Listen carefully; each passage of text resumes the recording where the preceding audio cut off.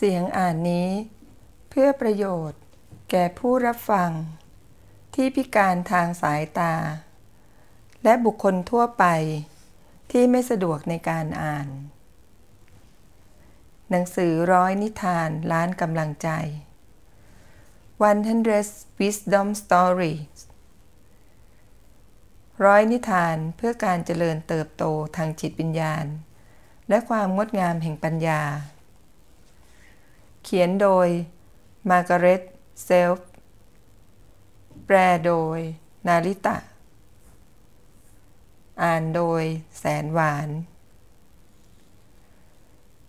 ท่านจะได้พบกับนิทานสั้นๆที่ต้องค้นหาบทสรุปบรรทัดสุดท้ายด้วยตัวท่านเองผ่านปลายปากกานักเขียนนักคิดชั้นนำของโลกต่อจากนี้ภาคที่1พรหมลิขิต Destiny เรื่องที่7ชีวิตคืออะไร What is life ตอนเที่ยงของวันกลางฤดูร้อนที่อากาศสดใสวันหนึ่ง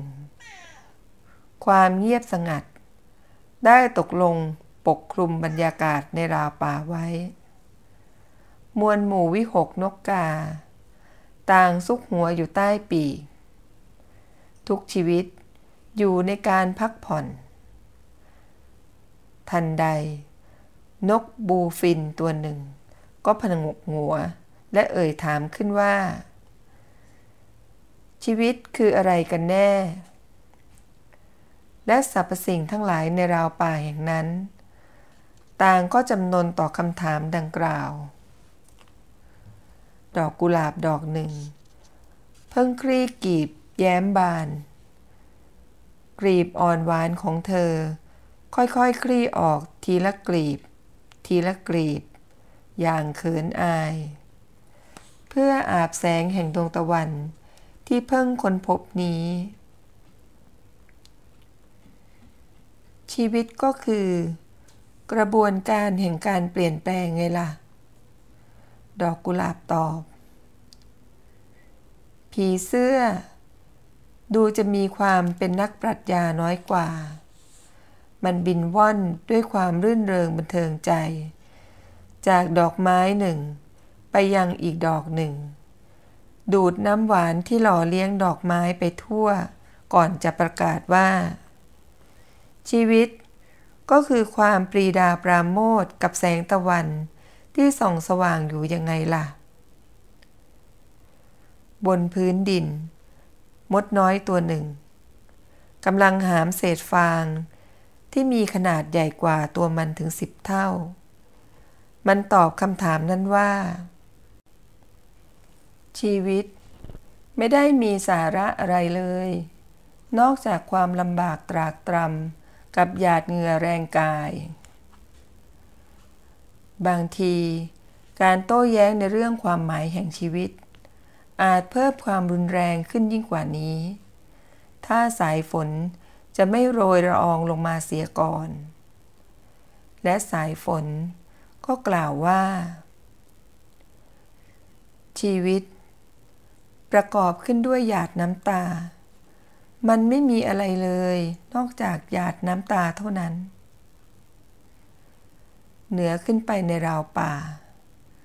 นกอินทรีตัวหนึ่งกลางปีกร่อนตีวงโค้งเล่นลมอยู่บนท้องฟ้าอย่างสง่างามชีวิตเจ้านกอินทรีเอ่ยออกมามันก็คือความพยายามที่จะบินให้สูงขึ้นไปเรื่อยๆนะสิในที่สุดยามราตรีก็คลี่คลุมลงผู้ชายคนหนึ่งเดินโซซัสโซเซออกจากงานปาร์ตี้เพื่อกลับบ้านชีวิตเขาร่ำร้องชีวิตก็คือความพยายามที่จะแสวงหาความสุขให้กับตัวเองตลอดเวลาแต่แล้วก็ต้องพบแต่เพียงความผิดหวังเท่านั้น ภายหลังจากที่ความมืดมิดแห่งยามราตรีได้ครอบคลุมอยู่นานในที่สุดก็ถึงเวลาอุษาสางไล้ขอบฟ้าเบื้องทิศตะวันออกด้วยแสงสีชมพูสดสวยชีวิตคือการเริ่มต้นของความเป็นนิรันดร์ซึ่งก็เช่นเดียวกับที่ตัวเรายามรุ่งอรุณนี้ที่เป็นผู้เปิดฉากแห่งวันใหม่ขึ้นทุกวัน